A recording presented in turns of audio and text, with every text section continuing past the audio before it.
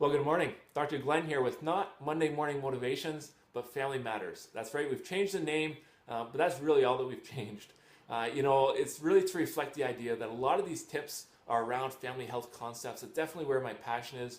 So we thought we'd be a little bit more congruent and change the name to reflect what we're actually speaking about.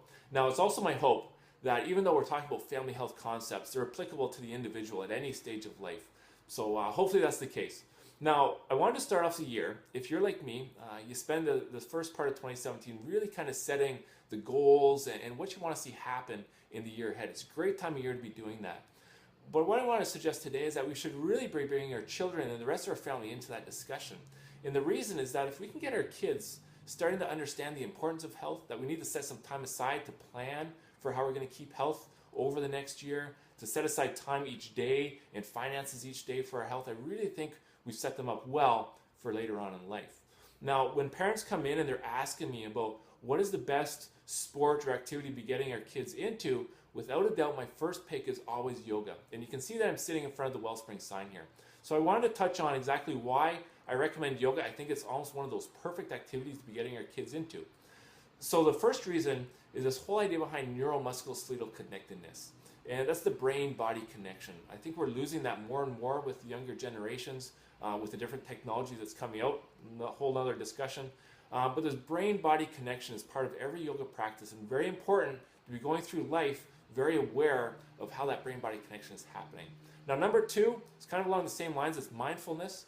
Mindfulness is that idea that you're aware of the environment that you're sitting in and also aware of the internal environment. Now, it's always part of the yoga practice. And imagine a child that's going through all those different stages of life with a very secure foundation of mindfulness, being aware of what's going on inside of them. It's going to make everything so much easier for them as they progress through those different stages.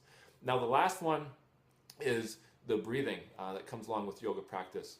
Now, breathing can be used for all different activities through the day. It can be used for kids in the morning to get them energized. You can use some breathing exercise at the end of the day to bring them down a little bit, get them ready for bed.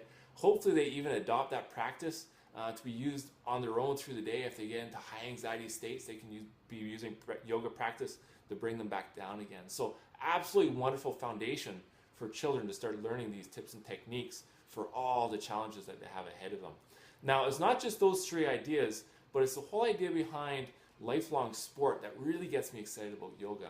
You see, the concept behind lifelong sport is that there's lots of great activities you can start with, things like gymnastics, ballet, dance, but a lot of those are actually dropped as we get into our careers, and we can't continue those through life. Now, yoga is one of those things that really works well into lifelong sport. You can do that at any stage of your life. It's very important for every stage of life. You can do it in a group social setting.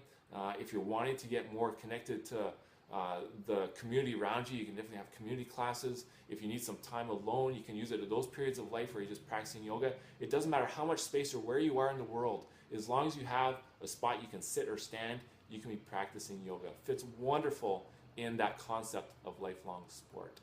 So there we go. That's your motivation for today. Number one, to start getting your kids connected around the idea that health takes some time and energy and it's worth setting some time aside for. And number two, if you're thinking about things you want to be getting them into this year, strongly suggest yoga. And oh, by the way, the Wellspring does have a wonderful leader, Dr. Jessica Reed, happens to be my wife. She runs a wonderful kids yoga class. We also have a more, a little bit older kids class that happens on Monday. You can check out the wellspring.ca for any of those schedules. In the meantime, have a wonderful, healthy week, and I'll see you next Monday for the next installment of Family Matters.